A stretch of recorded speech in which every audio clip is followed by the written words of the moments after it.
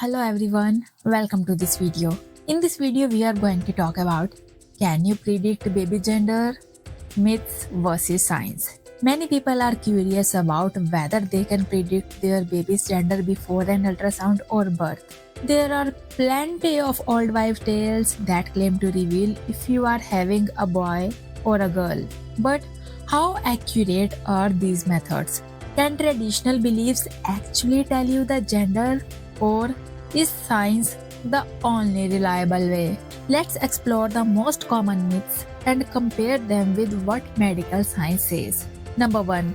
Belly shape myth. One of the most common beliefs is that the shape of a pregnant belly can reveal the baby's gender. Many say that if the belly is carrying high, it's a girl, and if it's low, it's a boy. This claim has been passed down for generations, but there is no scientific basis for it. Doctors explain that the shape of the belly depends on factors like the mother's body type, muscle tone, whether it's her first pregnancy. So this myth is not a reliable way to determine gender. Now let's talk about myth number 2, heartbeat rate theory. Another widely believed method is checking the baby's heart rate. Some say that if the heartbeat is above 140 beats per minute, it's a girl, and if it is lower, it's a boy. While it sounds logical, studies have shown that there is no consistent pattern. A baby's heart rate changes based on its activity level, gestational age, and other factors. Doctors confirm that heart rate is not an indicator of gender.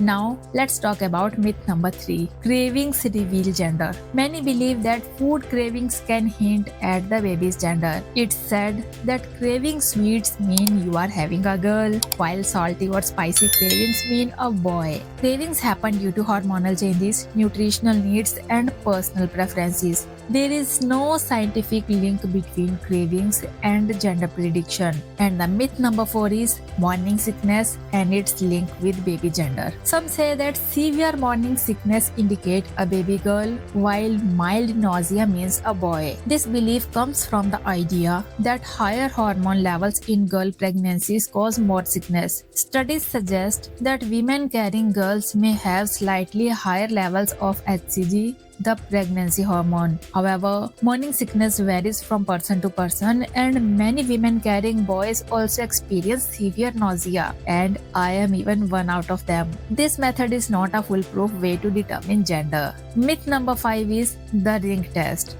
The ring test is a popular gender prediction trick. A ring is tied to a string and held over the pregnant belly. If it swings in circles, the baby is a girl. If it moves back and forth, it's a boy. This method is purely a superstition. The movement depends on hand stability and unconscious muscle movements, not the baby's gender. Myth number 6 is skin and hair changes. Some say that if a pregnant woman's skin is glowing and her hair is thick, she is having a boy. If she has acne and dull skin, she is carrying a girl. But pregnancy hormones can affect skin and hair both, but not in a way that relates to gender. Some women have glowing skin while carrying a girl, and some have breakouts with a boy. So this method is not reliable at all. Myth number 7 is Chinese and Mayan gender charts. The Chinese gender prediction chart claims to predict the gender based on the mother's age and conception month.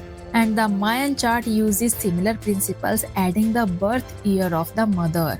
While these charts are fun, studies have found them to be no more accurate than random guessing. They are not based on science and should not be taken seriously. Myth number 8 is the only scientific methods to determine gender. While myths are fun to explore, only medical tests can accurately determine a baby's gender. The most common method is an ultrasound, usually done between 18 to 22 weeks of pregnancy. Another is a blood test, like the non-invasive prenatal test, that can also detect the baby's gender as early as 10 weeks. In some cases, some other tests can also determine gender, but these are done for medical reasons, not for the gender prediction. So, there are many myths about predicting a baby's gender, but none of them are scientifically proven. While some might seem to match personal experiences, they are not reliable. And if you want to know your baby's gender, medical tests are the only accurate option. So that's it for today.